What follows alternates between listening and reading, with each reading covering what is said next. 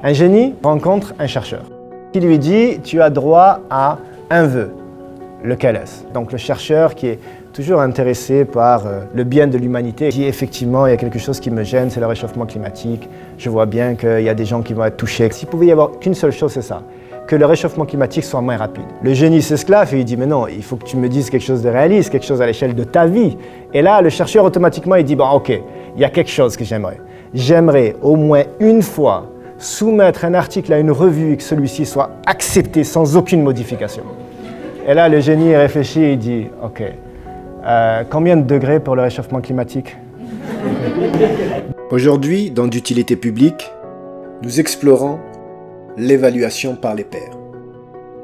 Le système d'évaluation par les pairs est au cœur du fonctionnement de la science, que ce soit pour la sélection de manuscrits par des revues scientifiques et des conférences scientifiques, ou même pour la sélection de demandes de subventions par des organismes subventionnaires. Par exemple, lorsqu'un éditeur d'une revue scientifique reçoit un manuscrit, il le lit et étudie sa qualité ainsi que la cohérence avec la ligne éditoriale de la revue scientifique. S'il le juge intéressant, il sollicite généralement 3 évaluateurs bénévoles, des chercheurs évoluant dans le même domaine, qui liront l'article et le commenteront.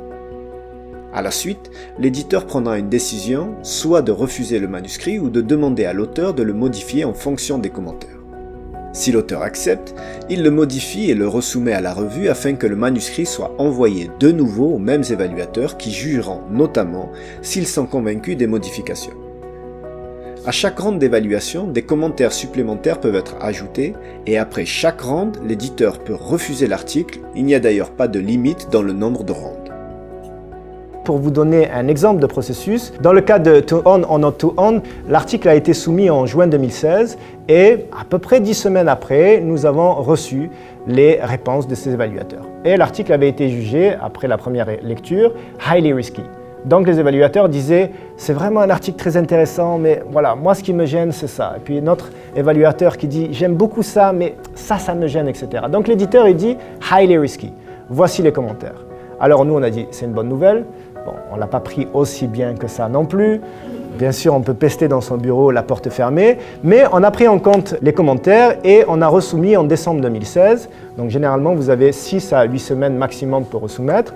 Et puis finalement, deuxième round, accepté avec commentaires. Ça veut dire qu'après la première round, toutes les modifications qu'on a fait, on avait 2 évaluateurs sur 3 qui ont dit « Oh, ok, avec ces modifications-là, maintenant c'est correct pour moi ». Et le troisième évaluateur qui a dit « j'admets volontiers que l'article est véritablement amélioré par rapport à la première version, mais il y a encore cet aspect qui me gêne ».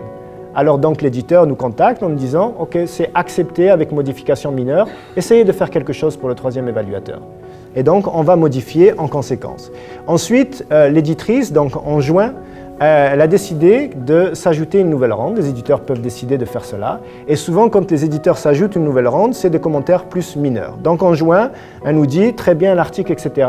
mais peut-être modifier tel aspect. J'aimerais que vous expliquiez par une note supplémentaire tel aspect, etc. » Et puis parfois aussi, c'est aussi des questions auxquelles vous allez répondre sans apporter de modification dans l'article. Donc en juin, elle nous a envoyé des commentaires mineurs qui étaient assez faciles à traiter. Donc en juillet, on a renvoyé la dernière version. Et en août, c'était accessible en ligne. Et en octobre, c'était publié dans un numéro de Research Policy. Donc là, vous avez un exemple d'un processus de soumission qui a duré 12-13 mois, qui correspond à peu près à la réalité de la vie d'une idée entre cette soumission et l'acceptation. Donc la question qui se pose, c'est on a soumis, qu'est-ce qu'on peut faire? La bonne pratique, c'est dresser un tableau avec 2 colonnes. Colonne de gauche, c'est les commentaires des évaluateurs. Colonne de droite, c'est la réponse que vous apportez aux commentaires de mes évaluateurs, qui bien souvent est en réalité une modification que vous avez apportée dans votre article. Et vous devez expliquer à l'évaluateur, voici la modification que j'ai apportée. On met entre guillemets cette modification plutôt que de le forcer à retourner dans l'article. Et puis on précise pourquoi on a fait cette modification. Et chaque ligne correspond à un commentaire des évaluateurs. Tous les commentaires n'impliquent pas forcément des modifications. Par contre, il faut répondre à tous les commentaires. Vous ne pouvez pas faire comme si vous n'aviez pas vu une phrase. Non, vous devez tous les mettre. Lorsque vous envoyez un article, même si on vous donne des commentaires et beaucoup de commentaires, si on vous donne la possibilité de resoumettre, c'est une bonne nouvelle. Même si l'éditeur a considéré que c'était highly risky, même si l'éditeur a dit que c'est major modifications required, si on vous donne la possibilité de resoumettre, ça veut dire que c'est encore possible de publier dans cette revue. Donc tant qu'il y a de la ronde, il y a de l'espoir. Abonnez-vous à la chaîne d'utilité publique pour être au courant des prochaines mises en ligne de vidéos destinées aux étudiants au doctorat et aux jeunes chercheurs.